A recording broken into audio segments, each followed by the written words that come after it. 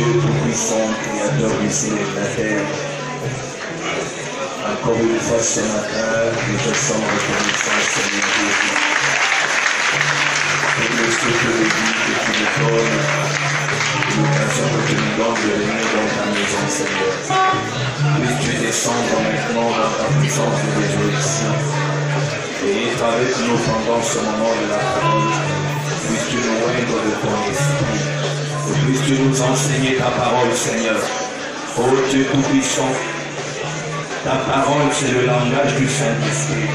Il n'y a que le Saint-Esprit qui puisse nous la révéler. C'est pourquoi nous faisons appel à lui maintenant, afin qu'il nous aide dans toutes choses. Au nom du Seigneur et Sauveur Jésus, nous avons ainsi prié et demandé. Amen. Que le Seigneur vous bénisse tous. Je vous salue pour ce matin au nom de Jésus-Christ.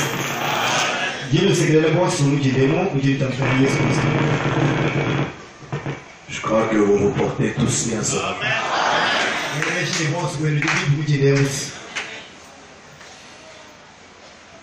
Ok, je vous prie de vous lever, nous allons lire la parole de Dieu.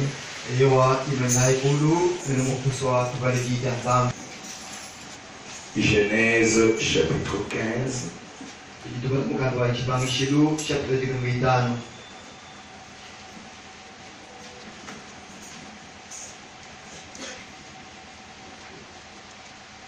Nous commençons au premier verset.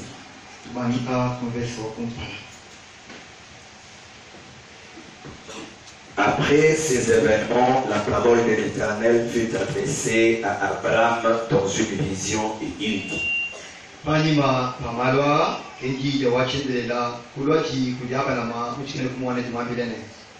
Abraham, ne crains point, je suis ton bouclier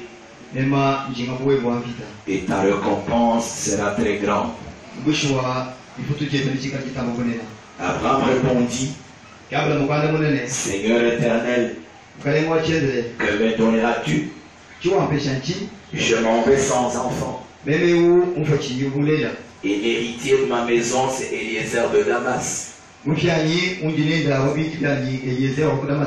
Et Abraham dit: voici, tu ne m'as pas donné de postérité. Et celui qui est né dans ma maison sera mon héritier. Alors la parole de l'Éternel lui fut adressée ainsi: ce n'est pas lui qui sera ton héritier.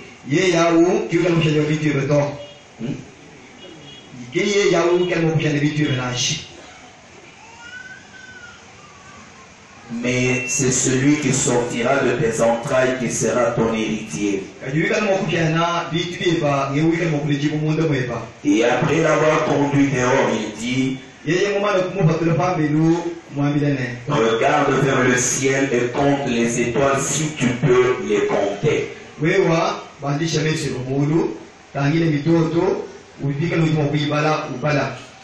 Et il lui dit: telle sera ta postérité. Abraham eut confiance à Dieu. Abraham eut confiance en l'Éternel qui le lui imputa à justice. Amen. Nous allons nous asseoir, que Dieu bénisse sa parole.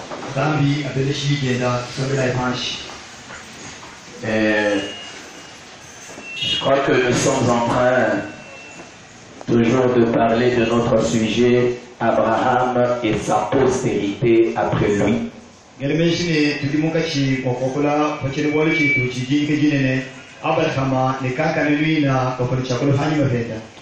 Et nous avons montré que tout ce que Dieu avait fait pour Abraham et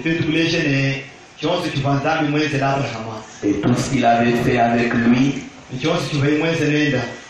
la manière dont il a marché avec lui,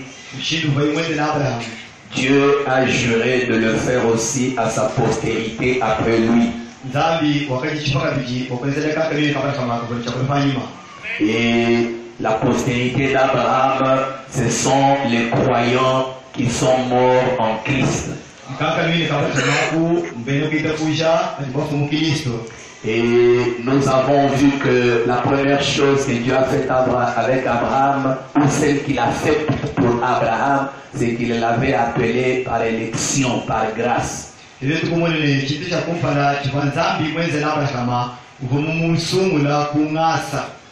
Et il l'a appelé par grâce, sans tenir compte de ses œuvres. Après l'appel, Dieu a traité avec Abraham une alliance inconditionnelle.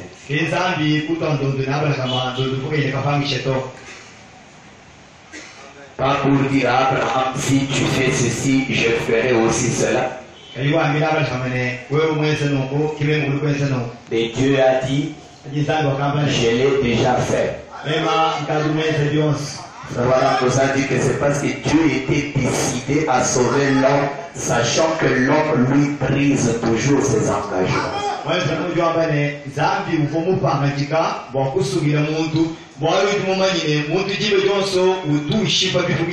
C'est pourquoi Dieu s'était décidé de faire une alliance sans condition. Dieu a décidé de l'appeler. Dieu a décidé de lui faire la promesse.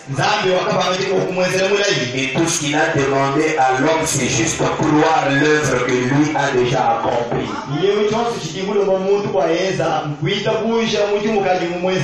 Amen. Amen. Et nous avons vu que la troisième chose, c'est celle que nous venons de lire, de relire dans le chapitre 15 de Genèse.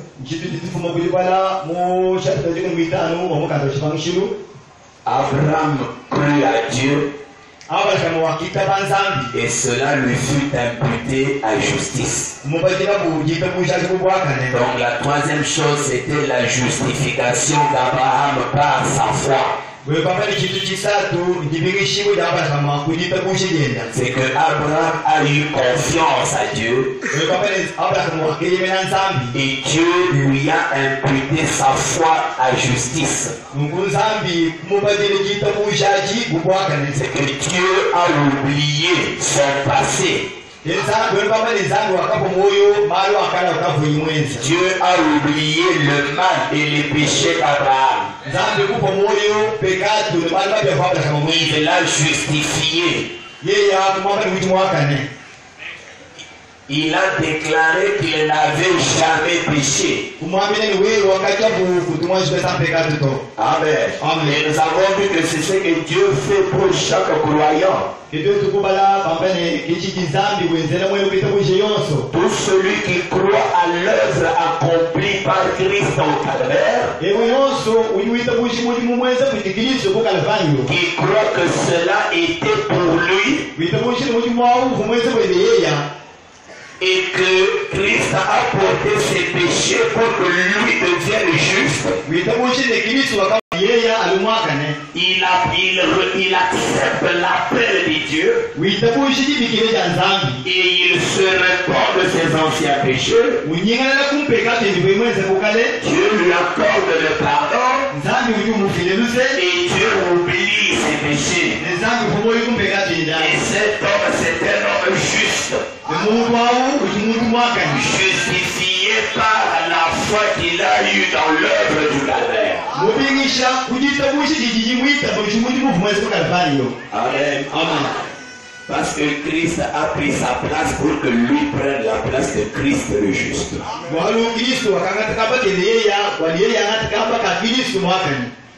Normalement ce matin, j'allais continuer avec la quatrième chose. Mais je ne veux pas continuer. Je vais d'abord m'arrêter là. Mais ce matin, je vais juste répondre à deux questions qui m'ont été posées par un frère.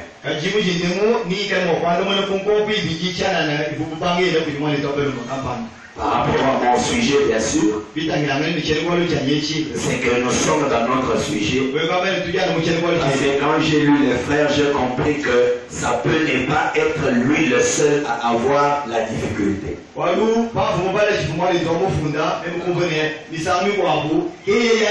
Peut-être qu'il y en a 2, 3, 4. Donc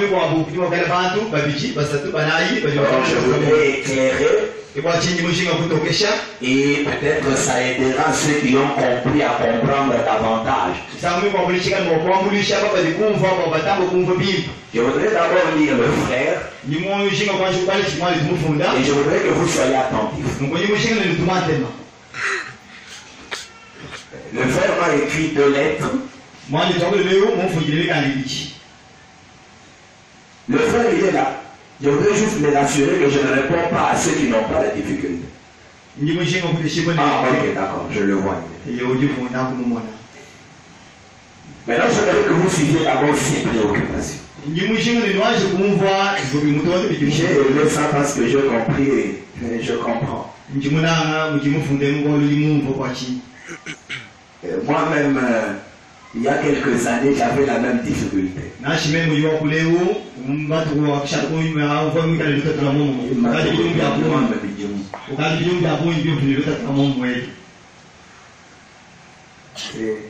C'est une difficulté qui est ici d'un zèle que l'on a pour Christ.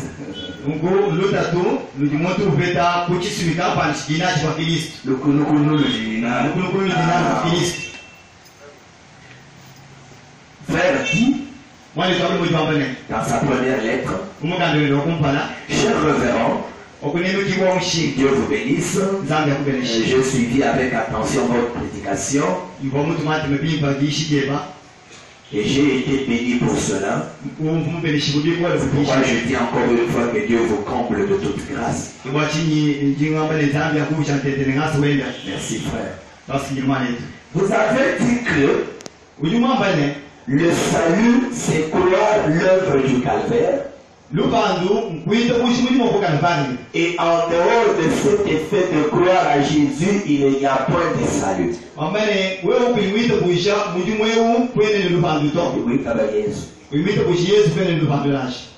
Mais une question est venue en tête.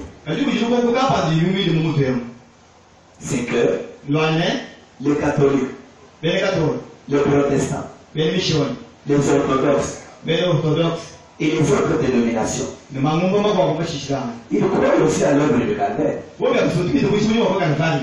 ils méritent aussi le même salut comme nous. Et s'ils le méritent comme nous,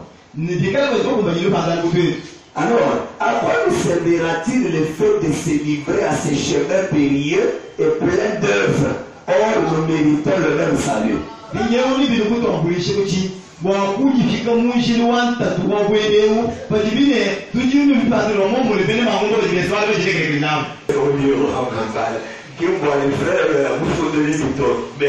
j'entre dans sa peau et je comprends.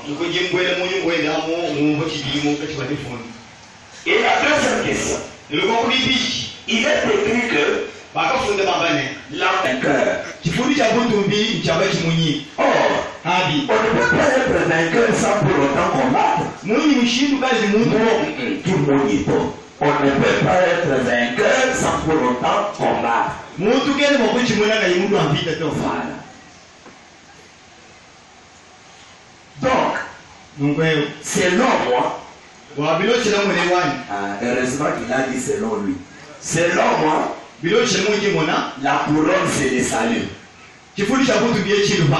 Pourquoi j'ai dit que heureusement qu'il a dit que c'est selon lui? Selon moi, la couronne c'est le salut. Alors par rapport à votre prédication, je sens un parallélisme, donc il veut dire une contradiction.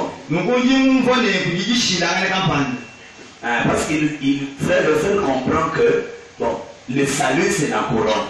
Or, une couronne on la donne à un vainqueur. Or, un vainqueur c'est celui qui combat. Maintenant, si les saluts, on le reçoit sans effort. Alors maintenant, comment on va recevoir une couronne sans avoir combattu?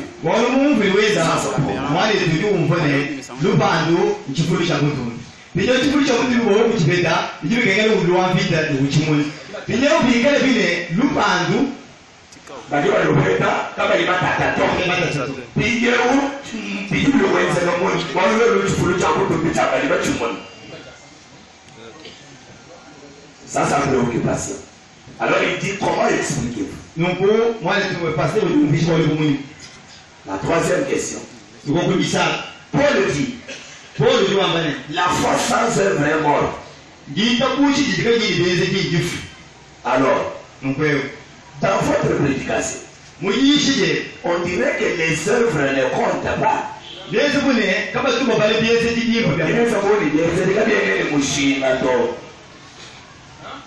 On dirait que les œuvres ne comptent pas. Donc les saluts doivent être quelque chose immérité. Comment expliquer-vous? Du reste, je me réserve d'abord.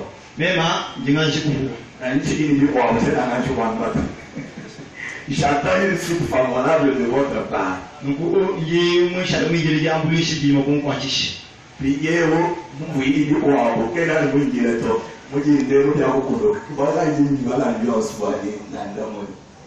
Ok, alors ce matin j'ai reçu une autre note du frère.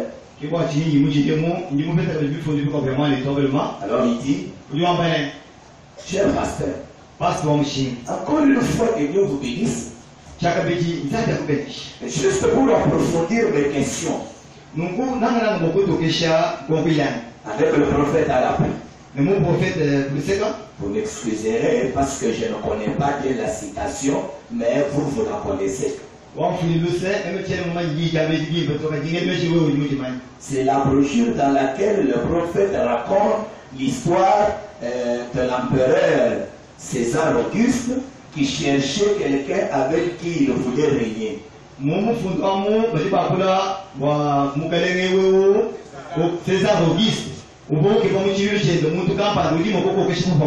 Alors il organisa une manifestation dans laquelle tous les soldats devaient passer pour défiler devant lui et son choix se portait sur un soldat qu'il avait vu avec beaucoup de cicatrices et il lui a demandé où as-tu trouvé ces cicatrices.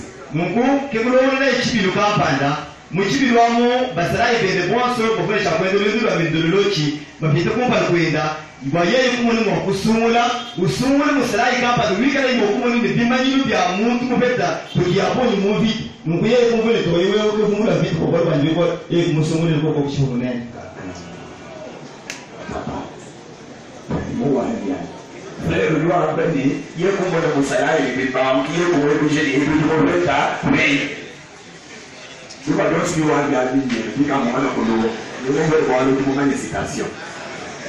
Ok.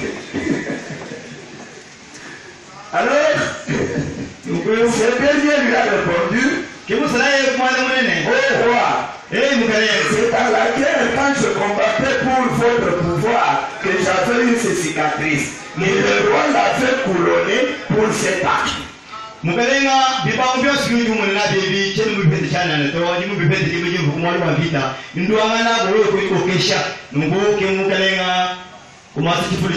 Vraiment j'apprécie de croyants comme ça. Ça montre qu'on peut être quand même la parole et on sait, on veut comprendre où ça va.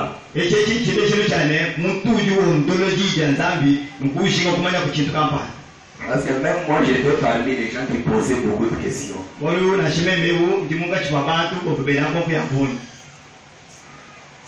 Des fois un élève qui pose beaucoup de questions, c'est un élève qui comprend.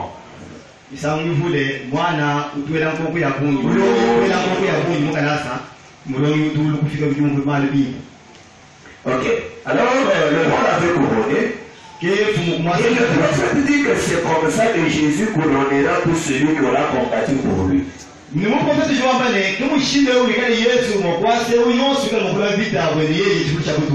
Diacre, s'il vous plaît, donnez-moi mon iPad, ma tablette. Alors, ma question est la suivante. Par rapport à cette prédication que vous prêchez, j'ai senti une contradiction. Car selon vous, on ne fait rien pour être gouverné,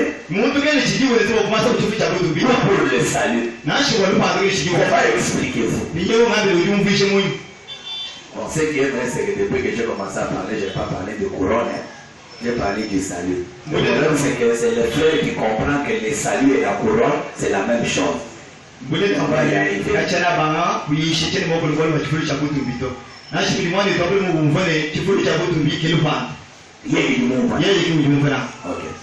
Ensuite, Jésus a dit, si quelqu'un veut me suivre, qu'il renonce à lui-même, qu'il prenne la croix et me suive. Donc on sent deux conditions avant de suivre. La première, c'est se renoncer à soi-même. Et la seconde est de prendre la croix. Après suivre Jésus. Mais selon vous, on ne fait rien. Comment expliquer? Enfin, nous savons que Jésus est le même hier, aujourd'hui, éternellement. On constate que quand un jeune homme riche lui a rencontré, lui a demandé, Rabbi, que ferais-je pour gagner la vie éternelle?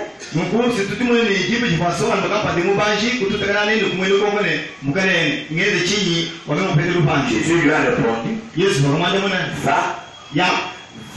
va vendre toute ta richesse et donner aux pauvres. Ensuite, tu viendras pour me suivre. Mais pourquoi ne pas lui dire, crois-moi seulement, tu seras sauvé?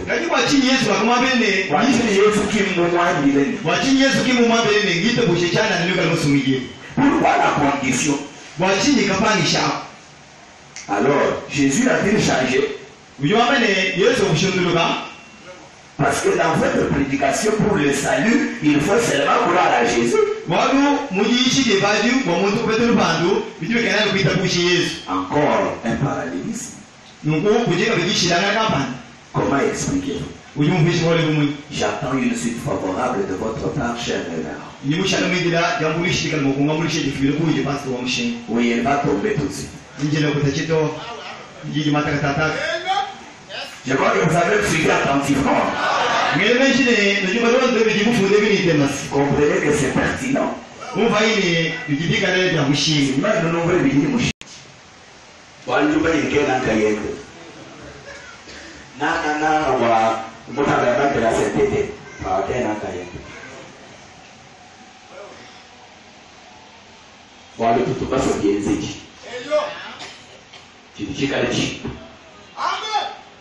Ok. Je vais commencer par ceci. Je répondrai aux questions du frère, peut-être pas dans l'ordre tel qu'il les a posées. Je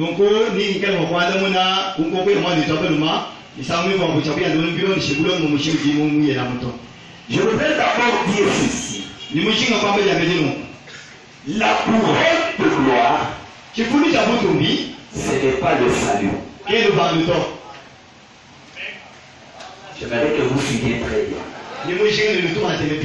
La couronne de gloire, ce n'est pas le salut. Parce que, d'abord, le salut sera reçu même par ceux qui ne seront pas couronnés.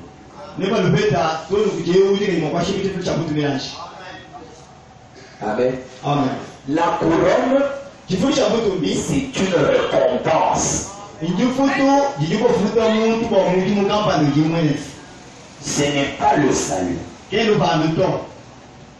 C'est qu'en dehors du salut,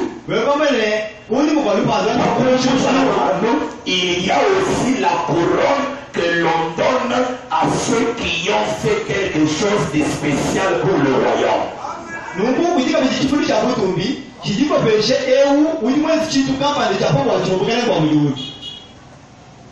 Prenons la Apocalypse.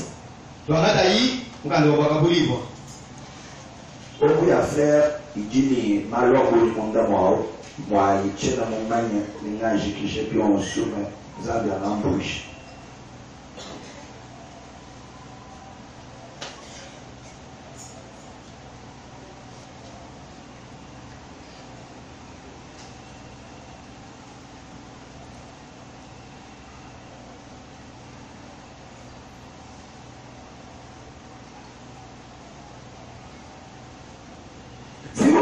Par exemple, Apocalypse chapitre 2,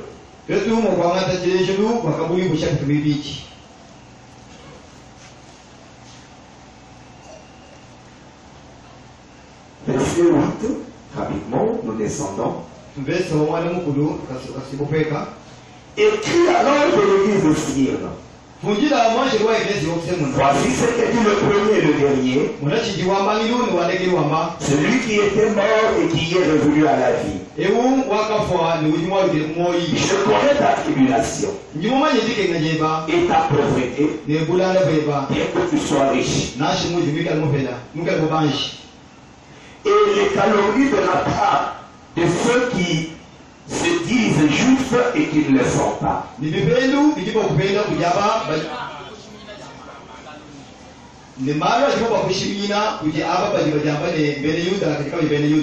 sont une synagogue de Satan. Ne crains pas ce que tu vas souffrir. Voici le diable jettera quelques-uns de vous en prison, afin que vous soyez éprouvés, et que vous aurez une tribulation de 10 jours. Sois fidèle jusqu'à la mort, et je te donnerai la couronne de vie. Si vous suivez depuis tout le chapitre 2, même le chapitre 3, c'est que Dieu, à la fin de chaque âge, il réserve certaines récompenses aux croyants.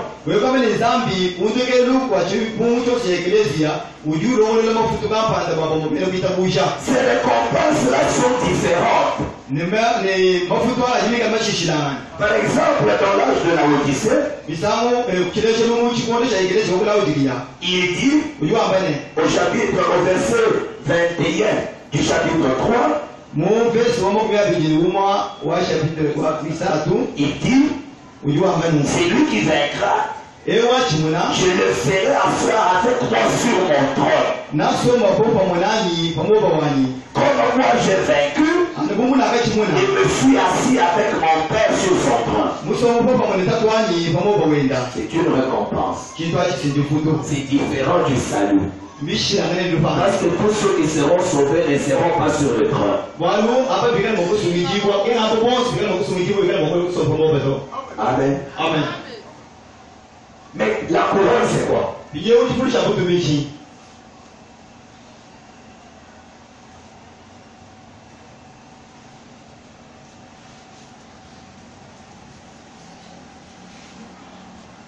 J'en ai déjà parlé ici. Quand j'avais parlé sur les sujets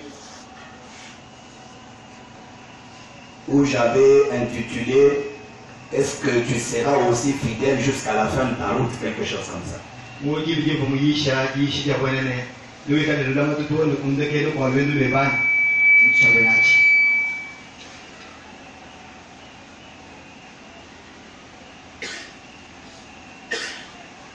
Je suis en train de chercher pour lire la citation.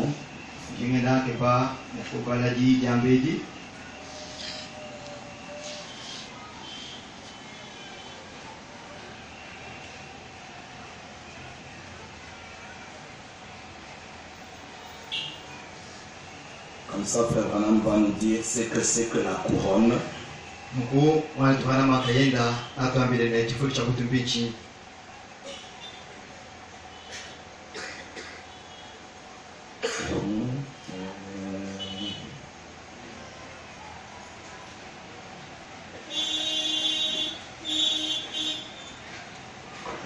Voilà.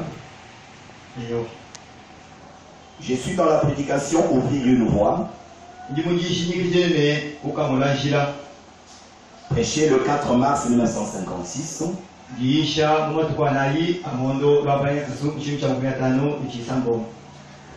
Para 101 à 102. Frère Branham dit, il n'est pas étonnant que Paul, avec cette véritable espérance enracinée et ancrée en lui, espérance. Oh là là. Lorsqu'il était arrivé au bout du chemin, il a dit, j'ai combattu le bon combat, j'ai terminé la course, j'ai gardé la foi. Désormais, la couronne de la justice m'est réservée. Le Seigneur, le juste juge, me la donnera dans ce jour-là. Or, le salut, on ne le reçoit pas à la fin. Mais on est sauvé quand on est ici sur la terre. Le juste juge me la donnera. Amen. Amen. Non seulement à moi, mais à tous ceux qui auront aimé son avènement. 102. Eh bien, vous en avez marre de cette vieille fille. Et vous aimez l'avènement du Seigneur Jésus. Plus que vous aimez votre nourriture à table. Plus que vous aimez votre femme. Plus que vous aimez vos enfants.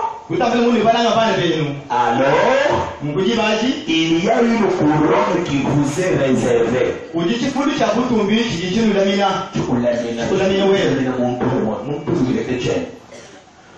Pas une couronne. Écoutez maintenant.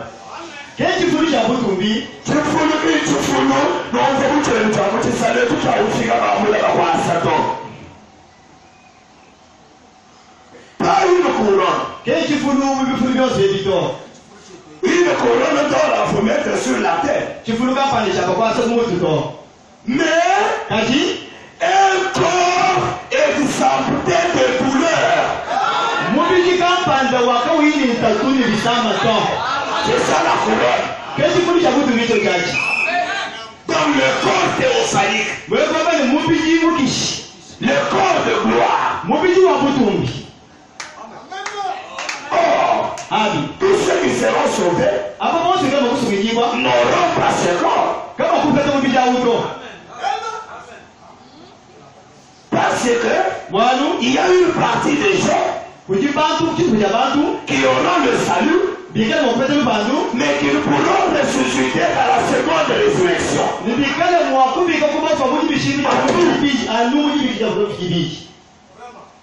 Mes termes sont importants. Qui ne ressusciteront qu'à la deuxième résurrection. Par exemple, la Vierge folle.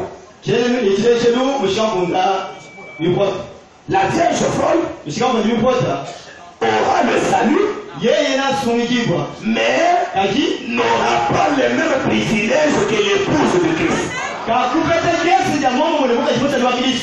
Et là, je viens maintenant à votre première question. Le salut est lié à l'œuvre du calvaire. Mais pour être l'épouse de Christ, il faut croire à la vérité révélée de votre temps.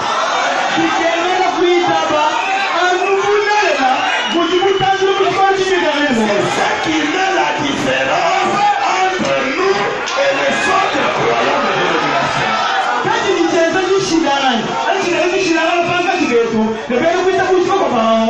Quand nous serons enlevés, eux ne le seront pas. Malgré le salut. Parce que le salut, c'est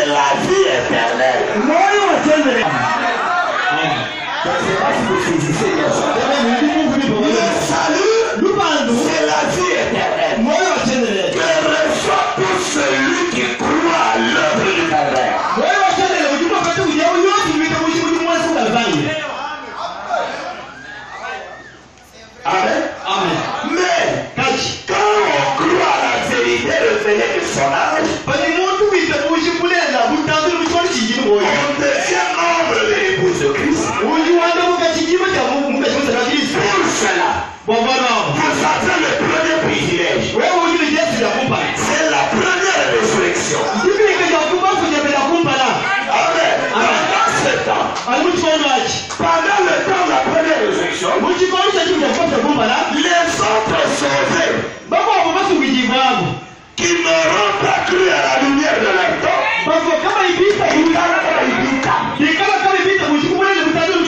ils resteront dans leur corps. Et nous nous ressusciterons premièrement.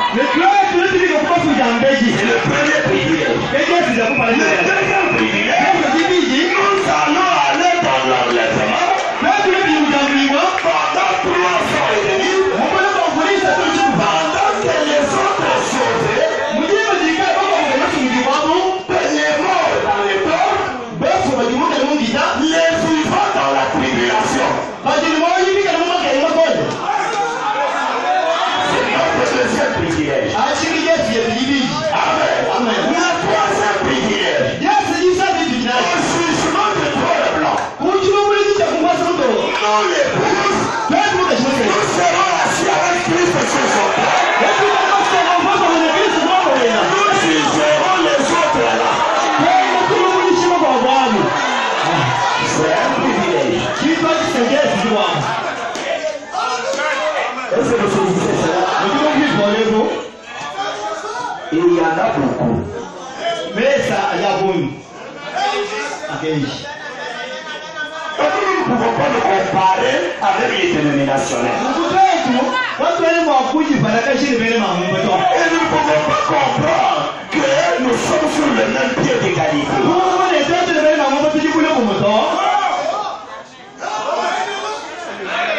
Et je vais encore plus loin. Même l'œuvre du calvaire,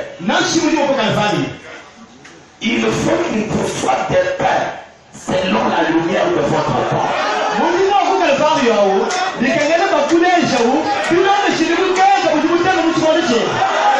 Rappelez-vous, quand vous lisez dans Matthieu chapitre 25, la Bible dit, il y avait la Vierge folle et la Vierge sage. Les deux étaient vierges. Ça veut dire c'était des églises pures. Pas de dénominationnel qui se votent dans la culture, dans les histoires. C'est pas ça la Vierge folle. Mais parmi ces églises-là, il y a des personnes qui se conservent pures.